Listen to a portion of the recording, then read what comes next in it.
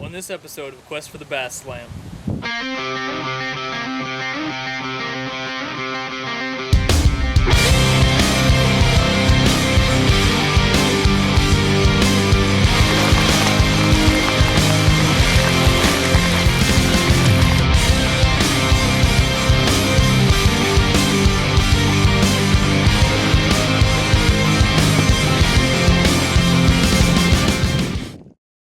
Brought to you in part by Team Malibu Kayaks.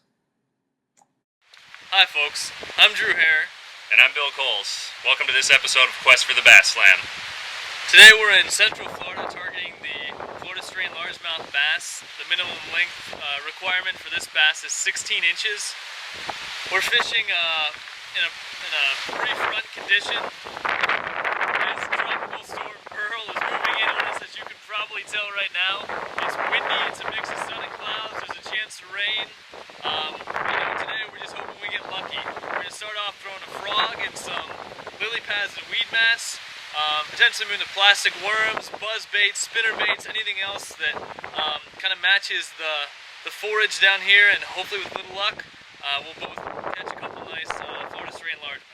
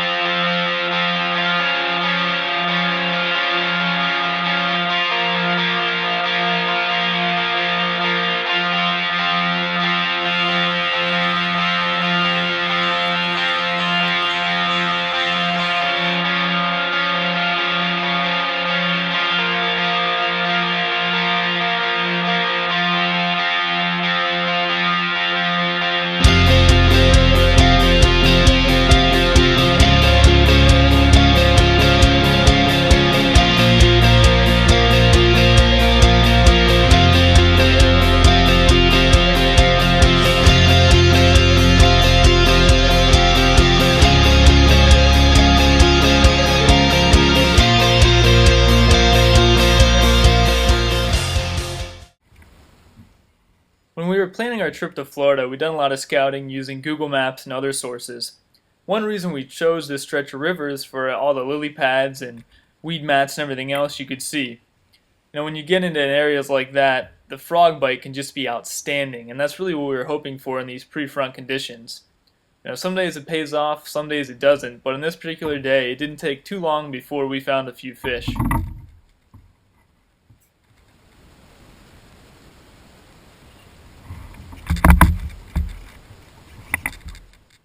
One thing I want to note is that my reel here is spooled with 55-pound braid. I typically don't throw braid. In fact, on all the rest of the stops on our trip, I was throwing fluoro and mono. But fishing around these lily pads and in these weeds, braid is an absolute must.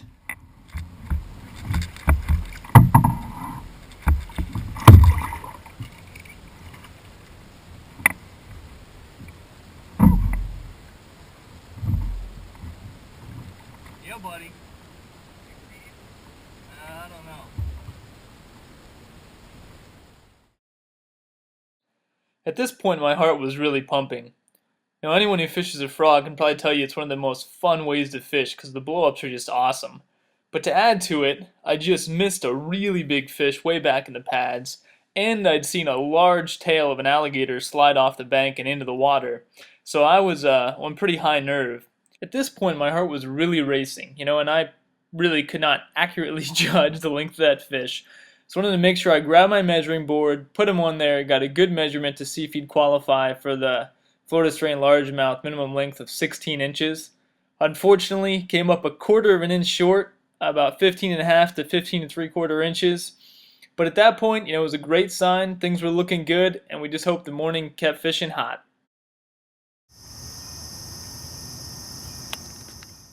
Next, it was Bill's turn to get on the board.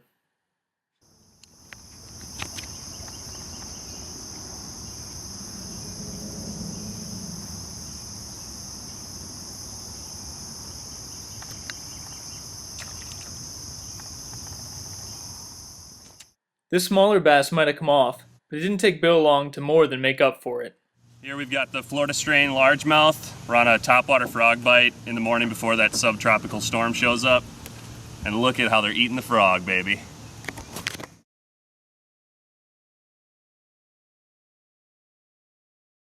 Central Florida release of a 22-inch Florida Strain Largemouth.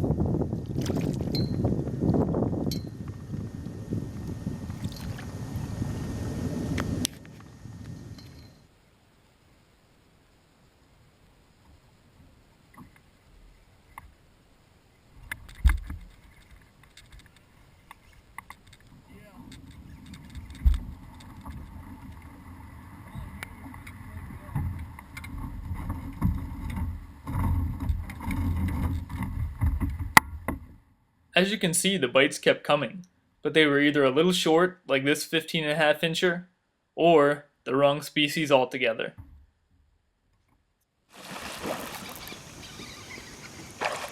Good one? This is a big one, isn't it? Yep. Oh, God, you got me wrapped. You got braid, you're good. It's a bowfin. Is it? I think so. Yeah, it is. Big one too? Pretty good size. You want me to get my net? It's rubber. Pliers. Okay. If you've never caught a bowfin before, you should be particularly careful taking it off the hook. As you'll see in the upcoming escapade, even anglers like me who've caught numerous bowfin before can struggle and make a bit of a fool of themselves in the process. So this is a bowfin. They get your heart racing only to not be bass and anger you. Although some guys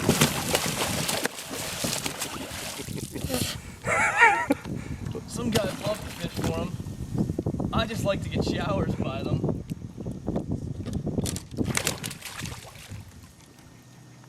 Notice how sharp these copper hooks are and how afraid of this fish's mouth I am. It's because it has giant teeth and I like my flesh a lot. Oh boy.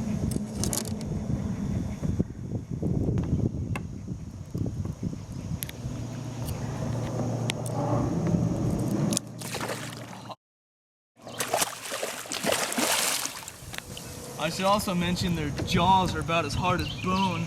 I think they actually are pretty much the same material.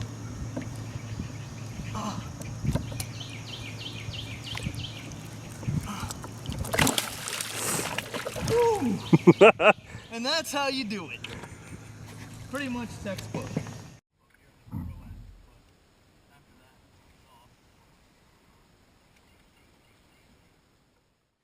And so I kept fishing, looking for what seemed to be that elusive 16-inch Florida Strain Largemouth.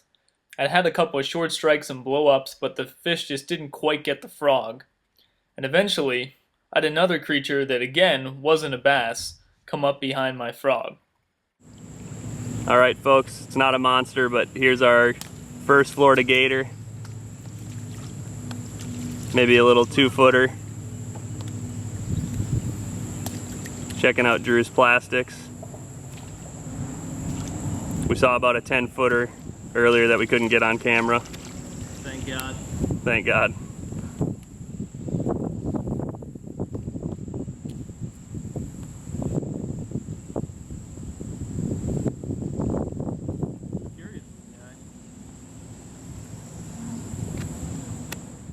After having a little fun with this gator, we went back to fishing and enjoying the amazing Central Florida wildlife.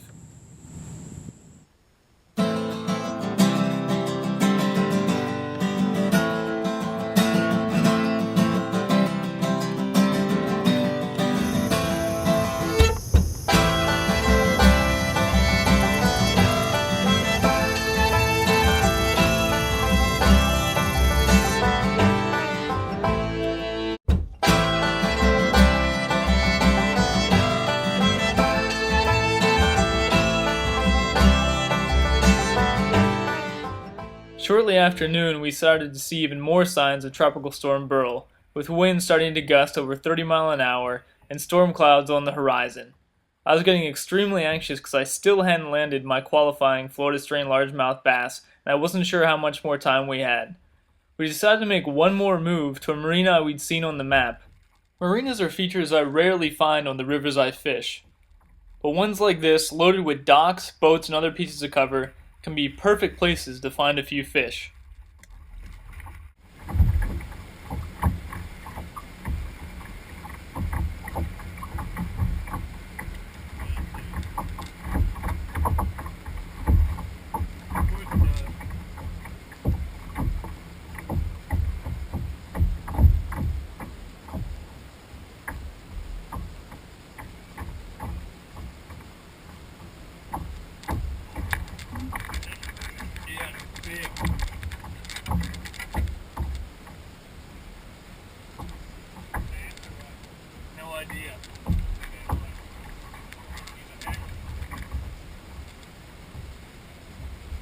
I need a prayer.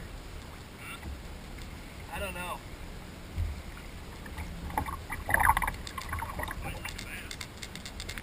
Yeah, but it's not coming off either. I don't think it's bad. It's such a big. It's like catfish. Big cat? Either a cat or a bass. I think it's a cat. Huh? I think it's a cat.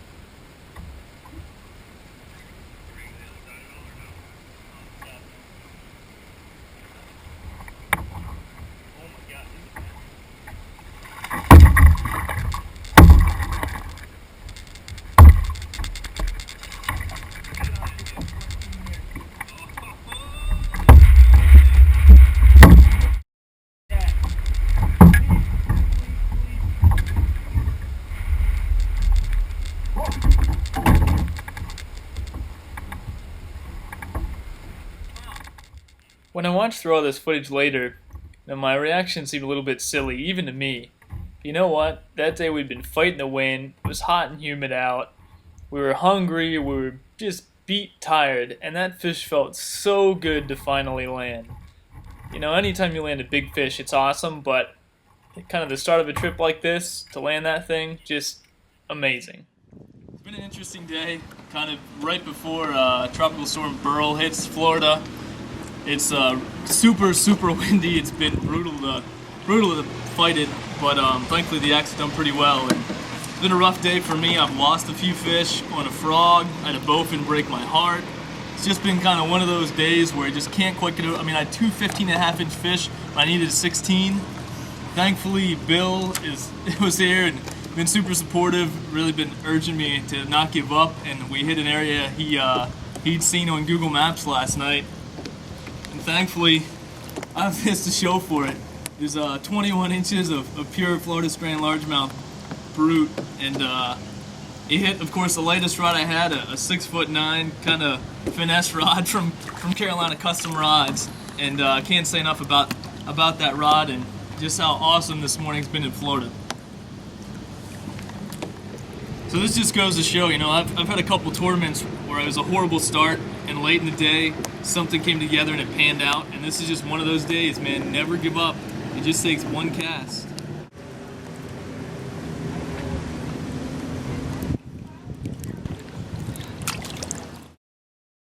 That fish would mark the end of day one of fishing for us. We headed back to the dock to batten down the hatches before the storm hit. We also did some planning and decided we would head back to the same river, the same stretch the next day, in hopes of getting some post-front fish on the frog bite. You know, post-front's usually a lot more difficult, and conditions are a little tougher. Fish might have a little lockjaw, but hey, we're only in Florida so long, we had to give it our best.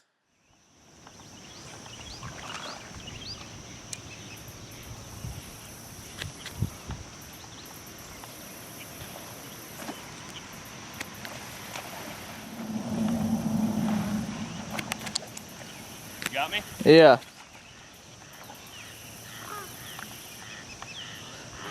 Is that a bass? Yeah. Here, bring her down. Come down here. Get her in the net. So third cast of the day, guys. Frog topwater bite again. We probably got another, I don't know, 3 to 4 pound fish. Just choking down the frog. One good thing to remember when you're frog fishing in Florida is make sure that you give some time when you set the hook, because they got to take it down and you got to feel that pressure. So what you really want to do is probably count to 3. Make sure that they got the frog all the way down in their throat.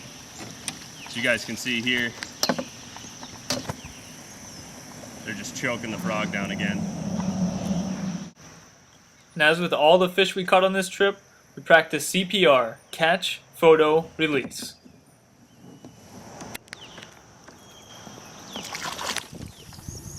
Mornings like this are perfect for topwater bites in Florida. We have overcast sky after the subtropical storm came through. I want to talk to you guys about targeting isolated pieces of structure. As you guys can see, there's a ton of vegetation here, and it's kind of hard to break down where exactly you want to fish. And because bass are ambush predators, they're definitely going to want to get in the thickest stuff. As you guys can see right in front of me, you've got thick matted vines that are kind of clumping up with the lily pads. You've got some back in here. We've been targeting those isolated vegetation clumps, and the fish are definitely holding tighter to the thicker cover.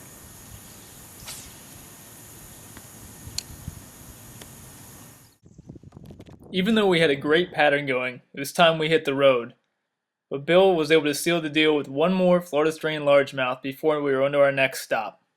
Like nearly all the fish we'd caught in this stretch of river, this bass was again hiding under an isolated clump of weeds and shot out to eat Bill's plastic worm.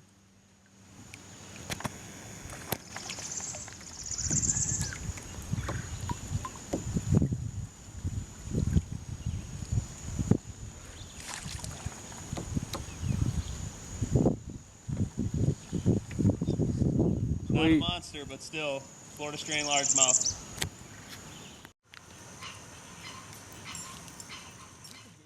With that, we were on to chase our next species, the Suwannee bass.